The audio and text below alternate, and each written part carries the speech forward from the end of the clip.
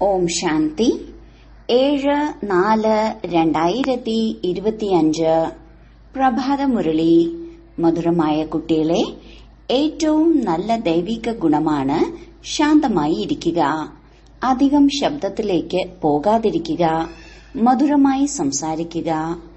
നിങ്ങൾ കുട്ടികൾ ഇപ്പോൾ ടോക്കിയിൽ നിന്ന് മൂവിയും മൂവിയിൽ നിന്ന് സൈലൻസിലേക്കും പോവുകയാണ്. അതുകൊണ്ട് കൂടുതൽ ശബ്ദത്തിലേക്ക് പോകരുത്. ചോദ്യം: മുഖ്യമായ ഏത് ധാരണയുടെ ആധാരത്തിലാണ് സർവ ദൈവിക ഗുണങ്ങളും സ്വതവേ വരുന്നത്? ഉത്തരം: പവിത്രതയുടെ ധാരണയാണ് മുഖ്യമായിട്ടുള്ളത്. ദേവതകൾ പവിത്രമാണ്. അതുകൊണ്ട് അവരിൽ ദൈവിക ഗുണങ്ങളുണ്ട്. ഈ ലോകത്തിൽ ആരിലും ദൈവിക ഗുണങ്ങൾ ഉണ്ടാകുക സാധ്യമല്ല. രാവണ രാജ്യത്തിൽ ദൈവിക ഗുണം എവിടെ നിന്ന് വരാനാണ്? നിങ്ങൾ റോയൽ കുട്ടികൾ ഇപ്പോൾ ദൈവിക ഗുണങ്ങൾ ധാരണ ചെയ്തുകൊണ്ടിരിക്കുകയാണ്. ഗീതം ഭോലാനാഥനേക്കാളും വേറിട്ടതായി മറ്റാരുമില്ല. ഓം ശാന്തി. ഇപ്പോൾ കുട്ടികൾ മനസ്സിലാക്കുന്നു, മോശമായതിനെ ശരിയാക്കി മാറ്റുന്നത് ഒരാൾ തന്നെയാണ്. ഭക്തിമാർഗത്തിൽ അനേകരുടെ അടുത്തേക്ക് പോകുന്നു. എത്ര തീർത്ഥയാത്രകളെല്ലാം ചെയ്യുന്നു. മോശമായതിനെ ശരിയാക്കി മാറ്റുന്നത്, പതിതരെ പാവനമാക്കി മാറ്റുന്നത് ഒരാൾ മാത്രമാണ്. സദ്ഗതി ദാതാവ്, ഗൈഡ്, ലിബറേറ്റർ ആ ഒന്നാണ്. ഇപ്പോൾ പാടുന്നുമുണ്ട്, അനേക മനുഷ്യർ, അനേക ധർമ്മം, മഠം, മാർഗം, ശാസ്ത്രങ്ങൾ ഉള്ളത് കാരണം അനേക വഴികൾ അന്വേഷിച്ചുകൊണ്ടിരിക്കുന്നു. സുഖത്തിനും ശാന്തിക്കും വേണ്ടി സത്സംഗങ്ങളിൽ പോകാറുണ്ടല്ലോ. ആരാണോ പോകാത്തത് അവർ മായാവി ലഹരിയിൽ തന്നെ ഉന്മത്തരായിരിക്കുന്നു. ഇതും നിങ്ങൾ കുട്ടികൾക്കറിയാം. ഇപ്പോൾ കലിയുഗത്തിന്റെ അവസാനമാണ്. മനുഷ്യർക്കിത് അറിയുകയില്ല. സത്യയുഗം എപ്പോഴാണ് ഉണ്ടാകുന്നത്? ഇപ്പോൾ എന്താണ്? ഇതാണെങ്കിൽ ചില കുട്ടികൾക്ക് മനസ്സിലാക്കാൻ സാധിക്കുന്നു.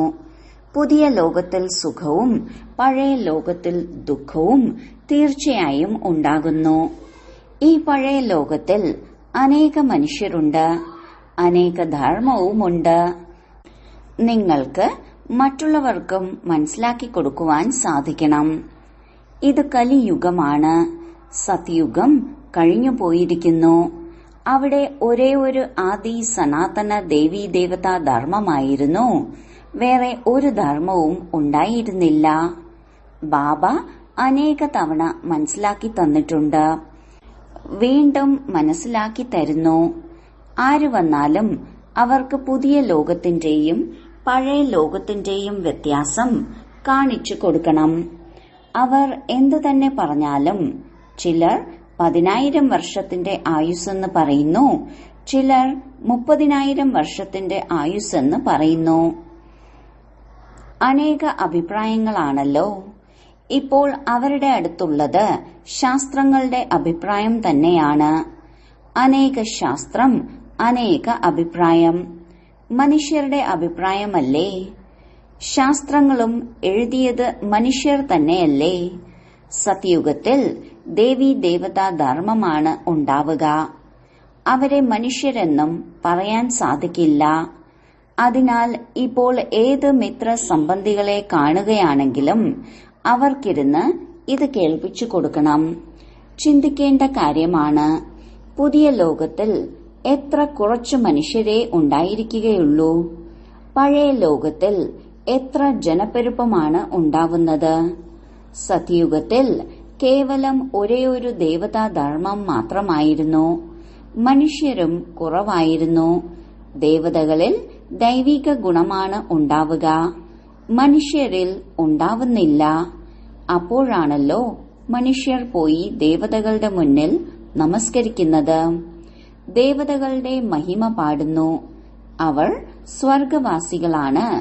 നമ്മൾ കലിയുഗി നരകവാസികളാണെന്ന് അറിയുന്നു. മനുഷ്യരിൽ ദൈവിക ഗുണമുണ്ടായിരിക്കുവാൻ സാധിക്കില്ല. ചിലർ പറയും, ഇയാളിൽ വളരെ നല്ല ദൈവിക ഗുണമാണ്. പറയൂ, ഇല്ല, ദേവതകളിലാണ് ദൈവിക ഗുണമുണ്ടാവുക. കാരണം അവർ പവിത്രമാണ്. ഇവിടെ പവിത്രമല്ലാത്തത് കാരണം ആരിലും ദൈവിക ഗുണമുണ്ടാവുക സാധ്യമല്ല. കാരണം ഇത് ആസുരീയ രാവണ രാജ്യമാണല്ലോ. പുതിയ വൃക്ഷത്തിൽ ദൈവിക ഗുണമുള്ള ദേവതകളാണ് വസിക്കുന്നത്. പിന്നീട് വൃക്ഷം പഴയതാകുന്നു. രാവണ രാജ്യത്തിൽ ദൈവിക ഗുണമുള്ളവർ ഉണ്ടാവാൻ സാധിക്കില്ല.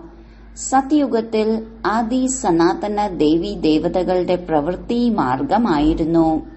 പ്രവൃത്തി മാർഗത്തിലുള്ളവരുടെ മഹിമ തന്നെയാണ് പാടപ്പെടുന്നത്. സത്യയുഗത്തിൽ നമ്മൾ പവിത്ര ദേവി ദേവതകളായിരുന്നു. സന്യാസമാർഗമായിരുന്നില്ല. എത്ര പോയിന്റുകളാണ് ലഭിക്കുന്നത്? പക്ഷെ എല്ലാ പോയിന്റുകളും ആരുടെ ബുദ്ധിയിലും ഇരിക്കാൻ സാധിക്കില്ല. പോയിന്റുകൾ മറന്നുപോകുന്നു. അതുകൊണ്ട് തോറ്റുപോകുന്നു. ദൈവിക ഗുണം ധാരണ ചെയ്യുന്നില്ല. ഒരു ദൈവിക ഗുണം തന്നെ നല്ലതാണ്. കൂടുതൽ ആരോടും സംസാരിക്കാതിരിക്കുക. മധുരമായി സംസാരിക്കുക. വളരെ കുറച്ച് സംസാരിക്കുക. എന്തുകൊണ്ടെന്നാൽ നിങ്ങൾ കുട്ടികൾക്ക് ശബ്ദത്തിൽ നിന്ന് ചലനം, ചലനത്തിൽ നിന്ന് ശാന്തിയിലേക്ക് പോകണം. അതിനാൽ ശബ്ദം വളരെ കുറയ്ക്കണം. ആരാണോ വളരെ കുറച്ച് പതുക്കെ സംസാരിക്കുന്നത്, അപ്പോൾ മനസ്സിലാക്കുന്നു ഇവർ രാജകീയ കുടുംബത്തിലേത് ആണ്. മുഖത്തിൽ നിന്ന് സദാ രത്നങ്ങൾ വരും. സന്യാസി അല്ലെങ്കിൽ ആര് തന്നെയായാലും അവർക്ക് പുതിയതും പഴയതുമായ ലോകത്തിന്റെ വ്യത്യാസം പറഞ്ഞു കൊടുക്കണം. സത്യയുഗത്തിൽ ദൈവിക ഗുണങ്ങളുള്ള ദേവതകളായിരുന്നു. അവർ പ്രവൃത്തി മാർഗത്തിൽ ഉള്ളവരായിരുന്നു. നിങ്ങൾ സന്യാസിമാരുടെ ധർമ്മം തന്നെ വേറെയാണ്. എങ്കിലും ഇത് മനസ്സിലാക്കണമല്ലോ. പുതിയ സൃഷ്ടി സത്തോ പ്രധാനമാകുന്നു. ഇപ്പോൾ തമോ പ്രധാനമാണ്. ആത്മാവ് തമോ പ്രധാനമാകുമ്പോൾ ശരീരവും തമോ പ്രധാനമായത് ലഭിക്കുന്നു. ഇപ്പോൾ പതീത ലോകമാണ്. എല്ലാവരെയും പതീതരെന്ന് പറയും. അത് പാവന സതോപ്രധാന ലോകമാണ്. അത് തന്നെയാണ് പുതിയ ലോകത്തു നിന്നും ഇപ്പോൾ പഴയതായി മാറിയിരിക്കുന്നത്. ഈ സമയം എല്ലാ മനുഷ്യാത്മാക്കളും നാസ്തികരാണ്. അതുകൊണ്ട് തന്നെയാണ് പ്രശ്നങ്ങളും ഉള്ളത്. നാഥനെ അറിയാത്തത് കാരണം പരസ്പരം വഴക്കടിച്ചുകൊണ്ടിരിക്കുന്നു. രചയിതാവിനെയും രചനയെയും അറിയുന്നവരെ ആസ്തികരെന്ന് പറയുന്നു. സന്യാസി ധർമ്മത്തിലുള്ളവർക്കാണെങ്കിൽ പുതിയ ലോകത്തെക്കുറിച്ച് അറിയുകയില്ല. അതിനാൽ അവിടേക്ക് വരുന്നതേയില്ല. ബാബ മനസ്സിലാക്കി തന്നിട്ടുണ്ട്. ഇപ്പോൾ എല്ലാ ആത്മാക്കളും തമോ പ്രധാനമായി മാറിയിരിക്കുന്നു. പിന്നീട് എല്ലാ ആത്മാക്കളെയും സതോ പ്രധാനമാക്കി ആര് മാറ്റും? അത് ബാബയ്ക്ക് തന്നെയാണ് ആക്കി മാറ്റാൻ സാധിക്കുന്നത്. സതോ പ്രധാനത്തിൽ കുറച്ചു മനുഷ്യരെ ഉണ്ടായിരിക്കുകയുള്ളൂ. ബാക്കി എല്ലാവരും മുക്തിധാമത്തിലിരിക്കുന്നു. ബ്രഹ്മതത്വമാണ്. അവിടെയാണ് നമ്മൾ ആത്മാക്കൾ വസിക്കുന്നത്. അതിനെ ബ്രഹ്മാണ്ഡമെന്ന് പറയുന്നു. ആത്മാവ് അവിനാശിയാണ്. ഇത് അവിനാശിയായ നാടകമാണ്. ഇതിലെല്ലാ ആത്മാക്കൾക്കും പാർട്ടുണ്ട്. നാടകം എപ്പോൾ ആരംഭിച്ചു? ഇതാർക്കും ഒരിക്കലും പറയാൻ സാധിക്കില്ല. ഇത് അനാദിയായ നാടകമാണല്ലോ. ബാബയ്ക്ക് കേവലം പഴയ ലോകത്തെ പുതിയതാക്കുന്നതിന് വേണ്ടി വരേണ്ടി വന്നു. ബാബ പുതിയ സൃഷ്ടി രചിക്കുന്നുവെന്നല്ല. എപ്പോഴാണോ പതീതമാകുന്നത് അപ്പോഴാണ് വിളിക്കുന്നത്. സത്യയുഗത്തിൽ ആരും വിളിക്കുന്നില്ല. അത് പാവന ലോകമാണ്. രാവണൻ പതീതമാക്കുന്നു. പരംപിത പരമാത്മാവ് വന്ന് പാവനമാക്കി മാറ്റുന്നു. പകുതി പകുതിയെന്ന് തീർച്ചയായും പറയും. ബ്രഹ്മാവിന്റെ പകലും ബ്രഹ്മാവിന്റെ രാത്രിയും പകുതി പകുതിയാണ്. ജ്ഞാനത്തിലൂടെ പകലുണ്ടാകുന്നു. അവിടെ അജ്ഞത ഉണ്ടായിരിക്കുകയില്ല. ഭക്തിമാർഗത്തെ ഇരുട്ടിന്റെ മാർഗമെന്ന് പറയുന്നു. ദേവതകൾ പുനർജന്മം എടുത്തെടുത്ത് പിന്നീട് അന്ധകാരത്തിലേക്ക് വരുന്നു. അതുകൊണ്ടാണ് ഈ ഏണിപ്പടികൾ കാണിച്ചിരിക്കുന്നത്. മനുഷ്യരെങ്ങനെ സതോ രജോ തമോയിൽ വരുന്നു എന്ന്. ഇപ്പോൾ എല്ലാവരുടെയും ജീർണിച്ച അവസ്ഥയാണ്. ട്രാൻസ്ഫർ ചെയ്യുന്നതിന്, അതായത് മനുഷ്യനെ ദേവതയാക്കി മാറ്റുന്നതിന് ബാബ വരുന്നു. എപ്പോൾ ദേവതയായിരുന്നോ അപ്പോൾ ആസുരീയ ഗുണങ്ങളുള്ള മനുഷ്യർ ഉണ്ടായിരുന്നില്ല. ഇപ്പോൾ ഈ ആസുരീയ ഗുണങ്ങളുള്ളവരെ പിന്നീട് ദൈവിക ഗുണങ്ങളുള്ളവരാക്കി മാറ്റുന്നത് ആരാണ്? ഇപ്പോഴാണെങ്കിൽ അനേക ധർമ്മം, അനേക മനുഷ്യരാണ് വഴക്കടിച്ചുകൊണ്ടിരിക്കുന്നു. സത്യുഗത്തിൽ ഒരു ധർമ്മമായതുകൊണ്ട് ദുഃഖത്തിന്റെ കാര്യമില്ല. ശാസ്ത്രങ്ങളിൽ ഒരുപാട് കെട്ടുകഥകളാണ്. അത് ജന്മജന്മാന്തരം പഠിച്ചു വന്നു. ബാബ പറയുന്നു, ഇതെല്ലാം ഭക്തി മാർഗത്തിലെ ശാസ്ത്രങ്ങളാണ്. അതിലൂടെ എന്നെ പ്രാപ്തമാക്കാൻ സാധിക്കില്ല. ഞാനാണെങ്കിൽ സ്വയം ഒരേയൊരു തവണ വന്നാണ് എല്ലാവരുടെയും സദ്ഗതി ചെയ്യുന്നത്. ഇങ്ങനെ ആർക്കും തിരിച്ചു പോകാൻ സാധിക്കില്ല. വളരെ ക്ഷമയോടെ ഇരുന്ന് മനസ്സിലാക്കി കൊടുക്കണം. അസ്വസ്ഥരാകരുത്. അവർക്ക് തങ്ങളുടേതായ അഹങ്കാരം ഉണ്ടായിരിക്കുമല്ലോ.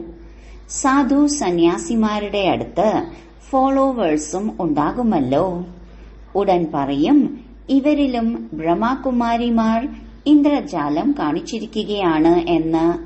വിവേകമുള്ളവർ പറയും, ഇത് ചിന്തിക്കേണ്ട കാര്യമാണ്.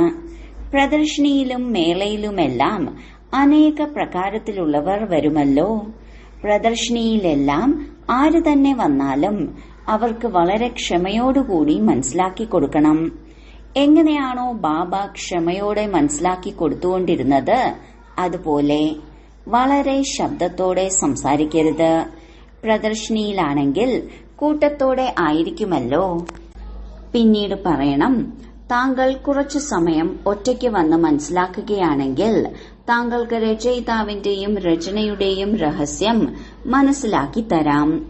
രചനയുടെ ആദി മധ്യ അന്ത്യത്തിന്റെ ജ്ഞാനം രചയിതാവായ ബാബ തന്നെയാണ് മനസ്സിലാക്കി തരുന്നത്. ബാക്കി എല്ലാവരും ഇതല്ല ഇതല്ല എന്ന് പറഞ്ഞു പോകുന്നു. ഒരു മനുഷ്യനും പോകാൻ സാധിക്കില്ല. ജ്ഞാനത്തിലൂടെ സദ്ഗതി ഉണ്ടാകുന്നു.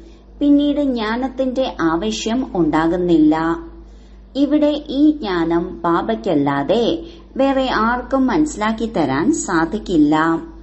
മനസ്സിലാക്കി കൊടുക്കുന്നയാൾ ഒരു വൃദ്ധനാണെങ്കിൽ മനുഷ്യർ മനസ്സിലാക്കും, ഇദ്ദേഹവും അനുഭവിയാണല്ലോ.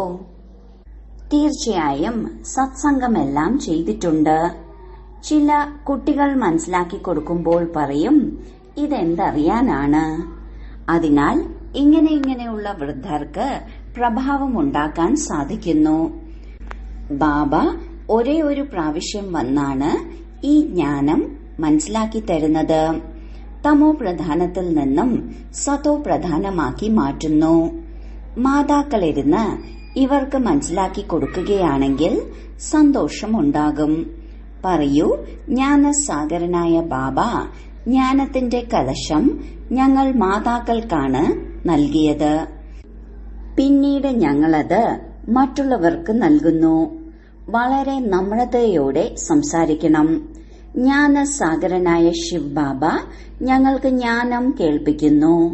പറയുന്നു, ഞാൻ നിങ്ങൾ മാതാക്കളിലൂടെ മുക്തി ജീവൻ മുക്തിയുടെ ഗേറ്റ് തുറക്കുകയാണ്.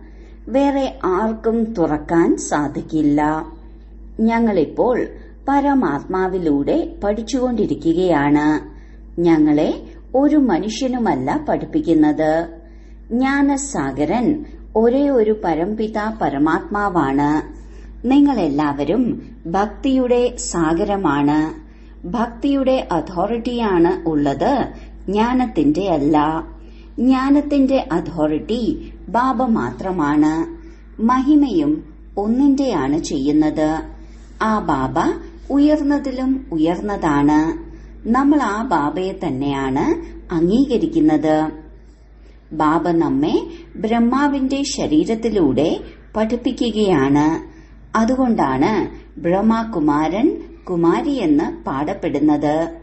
ഇങ്ങനെ വളരെ മധുരമായ രൂപത്തിലിരുന്ന് മനസ്സിലാക്കി കൊടുക്കൂ.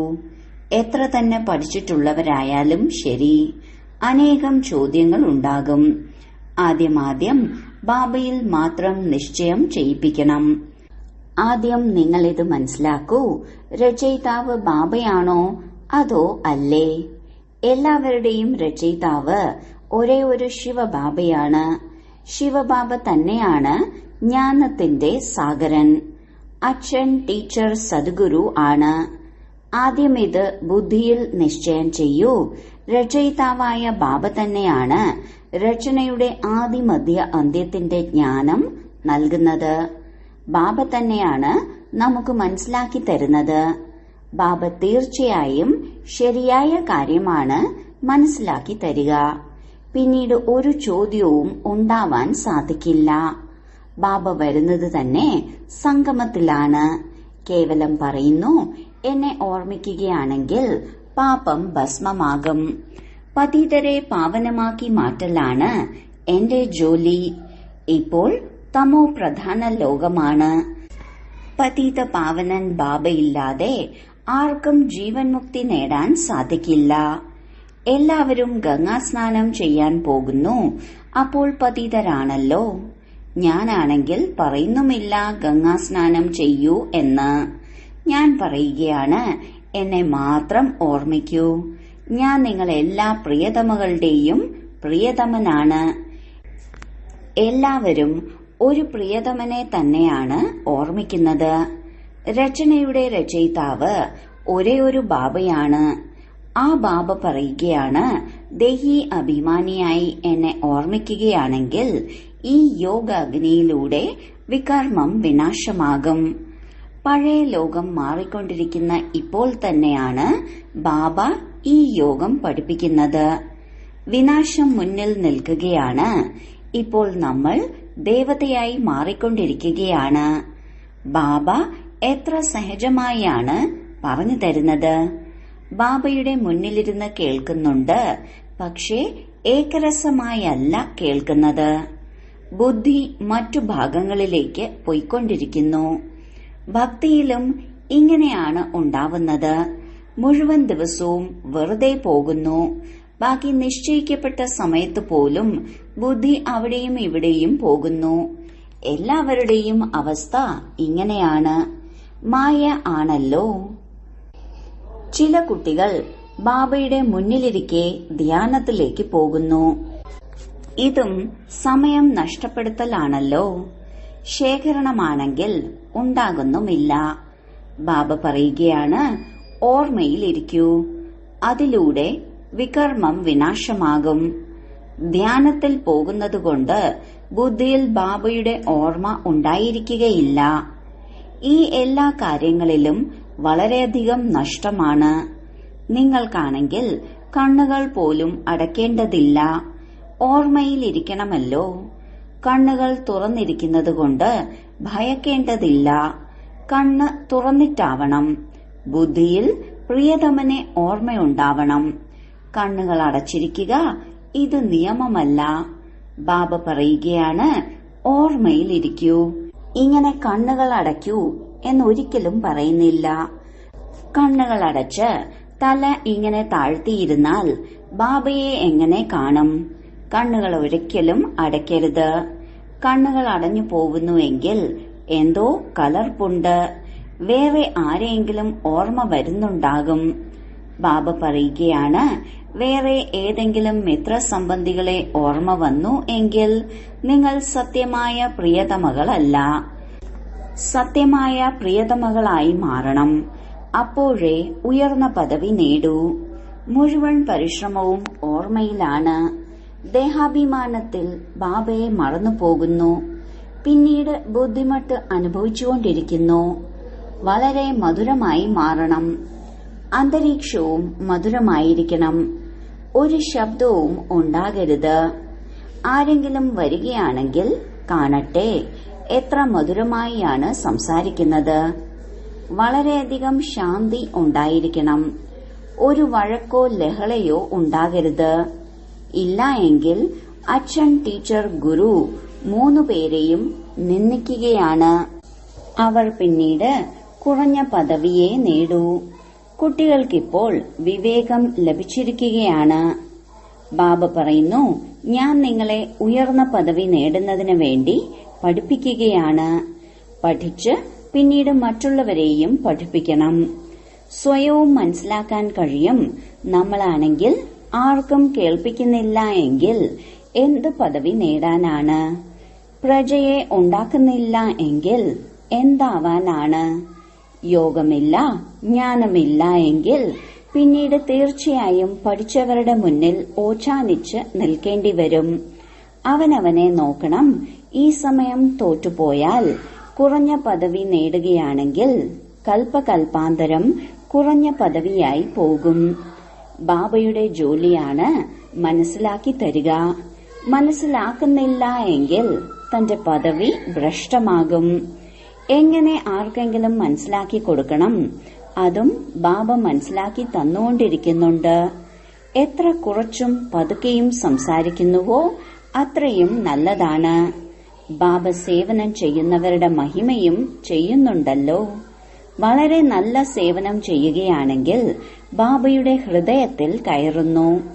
സേവനത്തിലൂടെ തന്നെയാണല്ലോ ഹൃദയത്തിൽ കയറുക. തീർച്ചയായും ഓർമ്മയുടെ യാത്രയും ആവശ്യമാണ്. അപ്പോഴേ സതോ പ്രധാനമായി മാറൂ. ശിക്ഷ കൂടുതൽ അനുഭവിക്കുകയാണെങ്കിൽ പദവിയും കുറഞ്ഞു പോകും. പാപം ഭസ്മമാകുന്നില്ല എങ്കിൽ ശിക്ഷയും ഒരുപാട് അനുഭവിക്കേണ്ടി വരുന്നു. പദവിയും കുറഞ്ഞു പോകുന്നു. അതിനെ നഷ്ടമെന്ന് പറയുന്നു. ഇത് വ്യാപാരമാണല്ലോ. നഷ്ടത്തിലേക്ക് പോകരുത്. ദൈവിക ഗുണം ധാരണ ചെയ്യൂ. ഉയർന്നവരായി മാറണം. ബാബ ഉന്നതിക്ക് വേണ്ടിയാണ് ഇപ്രകാരത്തിലുള്ള കാര്യങ്ങൾ കേൾപ്പിക്കുന്നത്. ഇപ്പോൾ എന്ത് ചെയ്യുന്നുവോ അത് നേടും. നിങ്ങൾ മാലാഖയായി മാറണം. അങ്ങനെയുള്ള ഗുണങ്ങളും ധാരണ ചെയ്യണം. ശരി, വളരെ കാലത്തെ വേർപാടിന് ശേഷം തിരിച്ചു കിട്ടിയ മധുരമധുരമായ കുട്ടികളെ പ്രതി മാതാവും പിതാവുമായ ബാബ്ദാദയുടെ സ്നേഹസ്മരണയും പുലർക്കാല വന്ദനവും. ആത്മീയ അച്ഛന്റെ ആത്മീയ കുട്ടികൾക്ക് നമസ്കാരം. ധാരണയ്ക്കുള്ള മുഖ്യസാരം: 1. ആരോടാണെങ്കിലും വളരെ നമ്രതയോടെയും പതുക്കെയും സംസാരിക്കണം. പെരുമാറ്റം വളരെ മധുരമാകണം. ശാന്തിയുടെ അന്തരീക്ഷമായിരിക്കണം. യാതൊരു തരത്തിലുള്ള ശബ്ദവും ഉണ്ടാക്കരുത്. എങ്കിൽ സേവനത്തിൽ സഫലത ഉണ്ടാകും. 2. സത്യം സത്യമായ പ്രിയതമയായി മാറി ഒരു പ്രിയതമനെ ഓർമ്മിക്കണം. ഓർമ്മയിലൊരിക്കലും കണ്ണുകളടച്ച് തല താഴ്ത്തി ഇരിക്കരുത്. ദേഹി അഭിമാനി ആയിരിക്കണം. വരദാനം: സർവഘടനാവുകളെയും സ്വയത്തിനു വേണ്ടിയും മറ്റുള്ളവർക്ക് വേണ്ടിയും ഉപയോഗിക്കുന്നവരായ അഖണ്ഡ മഹാദാനിയായി ഭവിക്കൂ. എങ്ങനെയാണ് ബാബയുടെ ഭണ്ഡാരം സദാ നിറഞ്ഞിരിക്കുന്നത്, ദിവസവും കൊടുത്തുകൊണ്ടിരിക്കുന്നത്? അതുപോലെ താങ്കളുടെയും അഖണ്ഡമായ ഭണ്ഡാരം ആയിരിക്കണം. കാരണം താങ്കളുടെ അടുത്ത് ജ്ഞാനത്തിന്റെ, ശക്തികളുടെ, സന്തോഷത്തിന്റെ നിറഞ്ഞ ഭണ്ഡാരമാണ് ഉള്ളത്. ഇത് കൂടെ വെക്കുന്നതിനും ഉപയോഗിക്കുന്നതിനും യാതൊരു അപകടങ്ങളും ഇല്ല.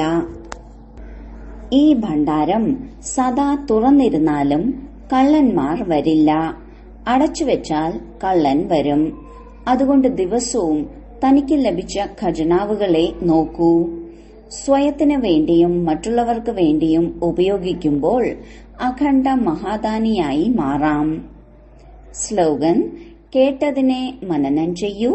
മനനം ചെയ്യുന്നതിലൂടെ ശക്തിശാലിയായി മാറാം. അവ്യക്ത സൂചന: കമ്പൈൻഡ് സ്വരൂപത്തിന്റെ സ്മൃതിയിലൂടെ സദാ വിജയികളായി മാറൂ. സേവയും സ്ഥിതിയും ബാബയും താങ്കളും ഈ കമ്പൈൻഡ് സ്ഥിതിയും കമ്പൈൻഡ് സേവനവും ചെയ്യുമ്പോൾ സദാ ഫരിഷ്ത സ്വരൂപത്തിന്റെ അനുഭവം ചെയ്യാം. സദാ ബാബ കൂടെയുണ്ട്, കൂട്ടുകാരനുമാണ്. ഈ ഡബിൾ അനുഭവം ഉണ്ടാകണം. ലഹരിയിൽ സദാ ബാബ കൂടെയുണ്ട് എന്ന അനുഭവം ചെയ്യൂ. സേവനത്തിലും കൂട്ടുകാരനാണെന്നുള്ള അനുഭവം ചെയ്യൂ. ഓം ശാന്തി.